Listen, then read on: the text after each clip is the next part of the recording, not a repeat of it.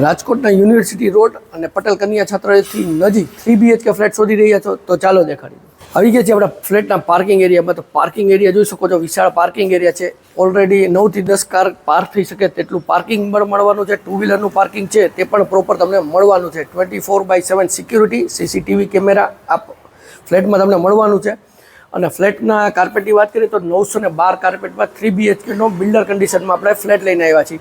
તો હવે આપણે ફોયર એરિયાની વિઝિટ કરશું. તો આ થઈ જશે તમારો લિફ્ટનો ફોયર એરિયા. સેફટી માટે અહીંયા ગ્રીલ પણ આપેલી છે.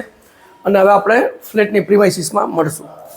આવી ગયા છે ફ્લેટના પેસેજ એરિયામાં. એક ફ્લોર પર 2 ફ્લેટ મળવાના છે. આ થઈ જશે તમારા શૂટિંગ માટેની સ્પેસ. અલગથી વેસ્ટ ફેસિંગ મેઇન ડોર મળવાની છે. હાઇટ જોશો તો પૂરેપૂરી આમાં 7 ફૂટ જેવી અંદાજે હાઇટ તમને મળે છે. આ થઈ જશે તમારો ફોયર એરિયા. અને ત્યાંથી જ આપણે આવી ગયા છીએ તમારા લિવિંગ એરિયામાં. તો આ લિવિંગ એરિયાની સાઇઝ પણ તમને સારામાં સારી 912 કાર્પેટમાં મળવાની છે. એમાં તમને લિવિંગ એરિયામાં જ એક સ્ટેન્ડિંગ બાલ્કની પણ મળી જવાની છે.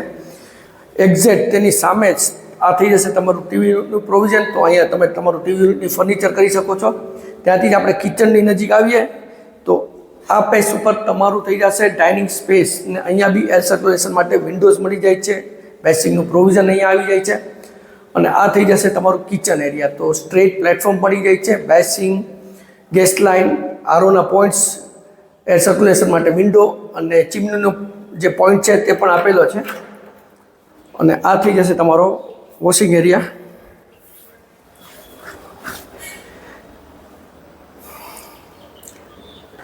અને આ થઈ જશે તમારી ફ્રીજ માટેની અલગથી સ્પેસ. આ થઈ જશે તમારું સર્વિસ પ્લેટફોર્મ.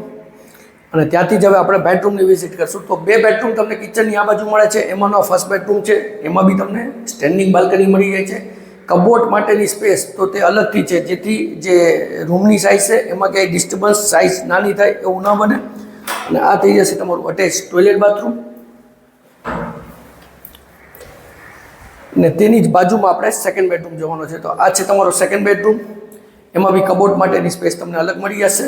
2 સ્ટેન્ડિંગ બાલ્કની એમાં તમને મળવાની છે. અને કબોર્ડ માટે તમને અલગથી સ્પેસ મળી જાય છે. એટલે એક બેડરૂમમાં તમને 2 કબોર્ડની સ્પેસ મળવાની છે. આ થઈ જશે તમારું અટેચ ટોયલેટ બાથરૂમ. અને રાજકોટના યુનિવર્સિટી રોડ અને પંચાયત ચોકથી નજીક પટેલ કન્યા છાત્રાલય, ત્યાંથી નવો જ પ્રોજેક્ટ છે. અંદાજે કન્સ્ટ્રક્શન 2 થી 3 વર્ષ થયેલા છે. અને 912 આમાં કાર્પેટ મળવાનું છે.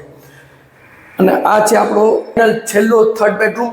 તો આ બી સાઇઝ તમને મોટી મળે છે. કબોર્ડ માટેની સ્પેસ પણ મળવાની છે. અને આ થઈ જશે તમારી સ્ટેન્ડિંગ બાલ્કની.